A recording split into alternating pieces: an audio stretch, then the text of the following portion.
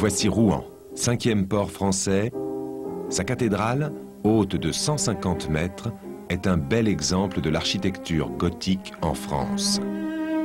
Rouen est aussi célèbre pour son palais de justice, de style gothique. En allant vers l'est, au cœur de la grande forêt de Lyons, nous sommes à l'abbaye de Mortemer.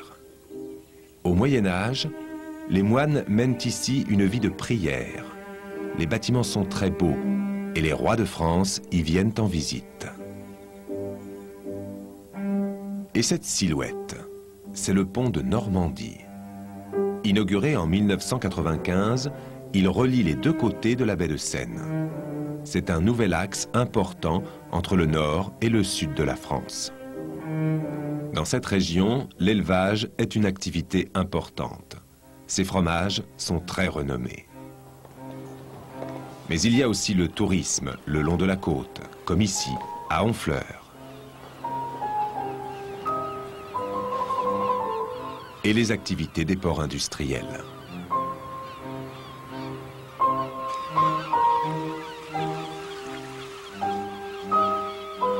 Plus au nord, nous arrivons à Étretat. Ces falaises blanches ont inspiré de nombreux artistes peintres, comme Courbet, Monet.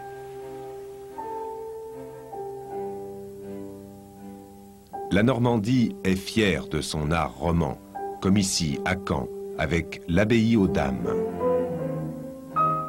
En suivant la côte, nous survolons les bancs de sable qui entourent le mont Saint-Michel.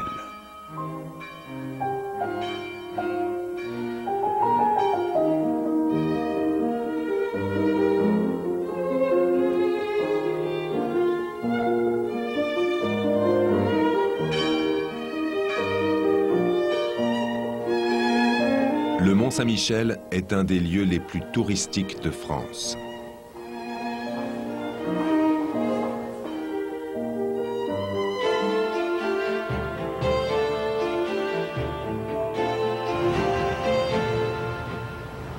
Nous sommes à Étretat, au bord de la Manche. Cette élégante station balnéaire surprend par l'originalité de ses maisons. Les façades décorées, les balcons, les tours. Et puis il y a les falaises. La plus connue, la falaise d'Arval, a inspiré l'écrivain Maurice Leblanc, inventeur du personnage d'Arsène Lupin. Sa maison est aujourd'hui un musée. Cette maison, je l'ai connue après la guerre. Mon grand-père l'avait achetée en 1918, après l'avoir louée pendant 3 ans. Et il y a beaucoup vécu jusqu'à la guerre. Attention, le célèbre voleur nous attend dans la maison. Mais où est-il ? C'est ici, dans ce bureau, que je travaille, que j'invente. Ici, à Étretat, non loin de la falaise et de la fameuse aiguille.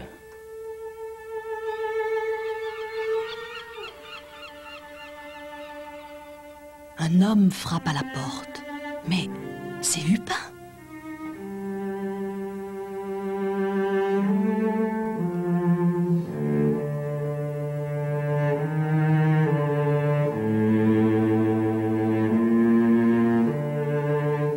Et ça, c'est... C'est la vraie Joconde. La copie du Louvre est parfaite, mais... Mais à quoi tout cela peut-il bien servir? Adieu, Arsène.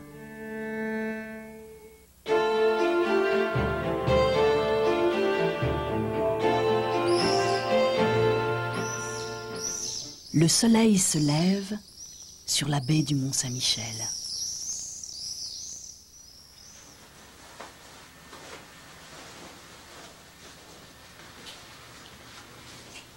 François Saint-James se prépare à sortir. À l'abbaye, consacrée à l'archange Michel, les visites commencent. Des billets pour la conférence des monuments historiques, s'il vous plaît. Nous aussi, suivons le guide. Je voudrais commencer par une leçon de catéchisme. Saint-Michel, c'est le bien qui combat le mal. C'est ce combat dont nous connaissons aujourd'hui encore l'horreur. Pas de questions?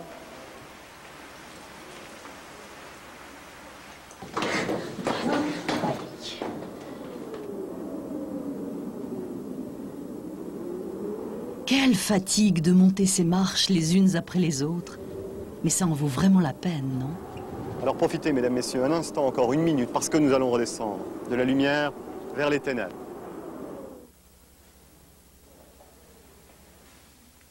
La légende raconte qu'un pèlerin italien, il y a 1000 ans, a eu le malheur d'emporter un tout petit caillou. Eh bien, il est tombé paralysé. Alors, quand vous irez toucher ces pierres, n'emportez rien. Ce sont certainement les premières pierres du Mont Saint-Michel. Quelle émotion!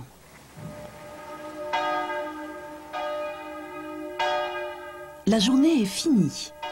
François Saint-James, les clés à la main, quitte l'abbaye.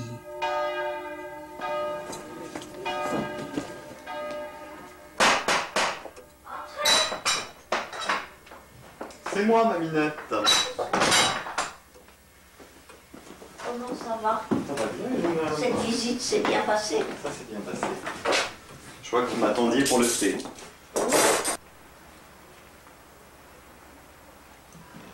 Oh, regardez la lumière, ce qu'elle est belle.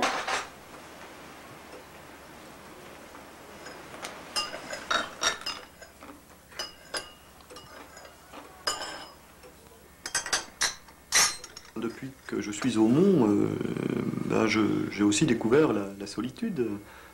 L'été, il y a beaucoup de monde, c'est vrai, mais le soir, ou l'hiver surtout, est long, on se retrouve seul.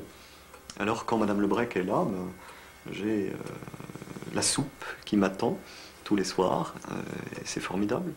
Après le thé, sous l'œil protecteur de Saint-Michel, François s'occupe de son jardin.